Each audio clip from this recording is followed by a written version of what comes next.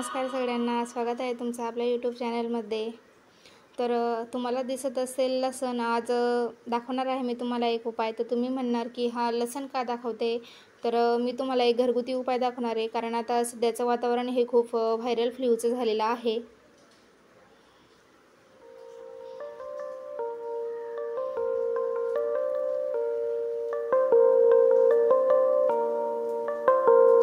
तर आपण लसणापासून करणार काय आहोत?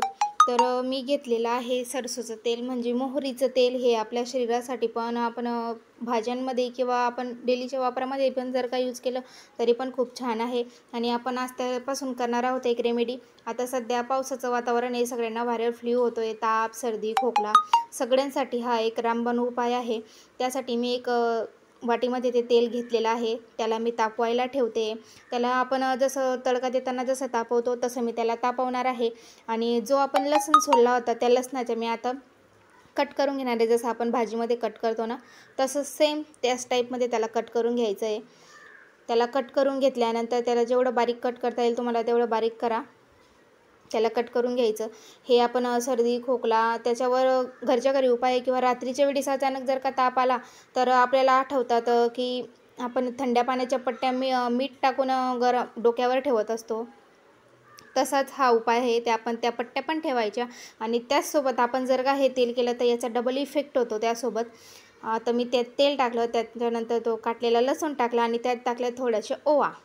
आता हे तेल व्यवस्थित म्हणजे नॉर्मल जास्त नाही तापवायचं त्याला, फक्त नॉर्मल आपण तडका देतो ना लसणाला तसं फक्त नॉर्मल त्याला ऑरेंज कलरसारखं येईल बघा, हे असं तोपर्यंतच त्याला फक्त गरम करायचं आहे। आणि त्याच्यानंतर त्याला थंड करून घ्यायचं आहे, म्हणजे नॉर्मल कोमटसारखं असं करून घ्यायचं, जास्त नाही। तर तुम्ही त्या मिठाच्या पाण्याच्या जर का पट्ट्या ठेवल्या त्यासोबत जर का हा उपाय ट्राय केला तर खूप चांगलं। आणि गरम पाण्यामध्ये जर का तुम्ही तुळशीचे पत्ते टाकून जर का ते काढा पण जर का घेतला सर्दी, खोकला आणि तापासाठी पण, कारण तुळशी ही खूप फायदेशीर असते। गरम पाण्यामध्ये तुम्ही तुळशीचे पत्ते घाला आणि त्याची चहा करून प्या। चहा म्हणजे त्याच्यात दुसरं काहीच घालायची गरज नाही आहे, फक्त तुळशीचे पत्ते घाला आणि तो काढ्यासारखं पिऊन घ्या, त्याच्याने पण खूप इफेक्ट आहे। पण रात्रीच्या वेळी जर का अचानक ताप आला तर हा उपाय खूप फायदेशीर आहे आपल्याला। त्यासाठी मी आता त्याला गरम करून घेतलेलं आहे। आता त्याला व्यवस्थित थोडंसं नॉर्मल मी तापवून घेते फक्त, कारण आपण त्याला थोडंसं लालसर करणार होतो लसणाला, जास्त नाही करायचा, कारण तो भाजला नाही गेला पाहिजे। फक्त त्याचं जे जीवनसत्व आहे ना ते आपल्या तेलामध्ये उतरले पाहिजे, ओवांचं जसं जीवनसत्व उतरले पाहिजेत त्यामध्ये, त्यासाठी आपण त्याला फक्त तापवून घेतलेलं आहे।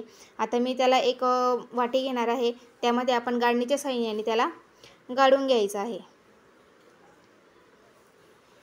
आता हे पहा, मी एक वाटी घेतली, त्याच्यामधून आता त्या गाळणीच्या साहाय्याने आपली चहा गाळायची जी गाळणी असते त्यानेच तुम्ही गाळून घ्या।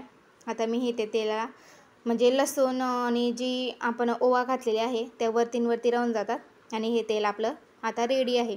आणि हे कसं वापरायचं तर आपण तळ हातांना आणि तळपायांना फक्त मालिश करायची, जोपर्यंत ते ऑब्झर्व होईल, जोपर्यंत ते एकदम वाटत नाही आपल्याला की आपण इथे तेलच लावलेलं नाही तोपर्यंत आपण मालिश करत राहायची एकदम।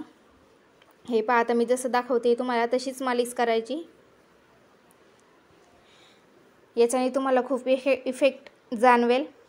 आणि कसा वाटला माझा व्हिडिओ ते पण कमेंट करून नक्की सांगा। आणि आपल्या चॅनलवर जर का कोणी नवीन असेल त्यांनी चॅनलला लाईक करा, शेअर करा आणि सबस्क्राईब करायला विसरू नका। भेटू अशा नेक्स्ट व्हिडिओ, तोपर्यंत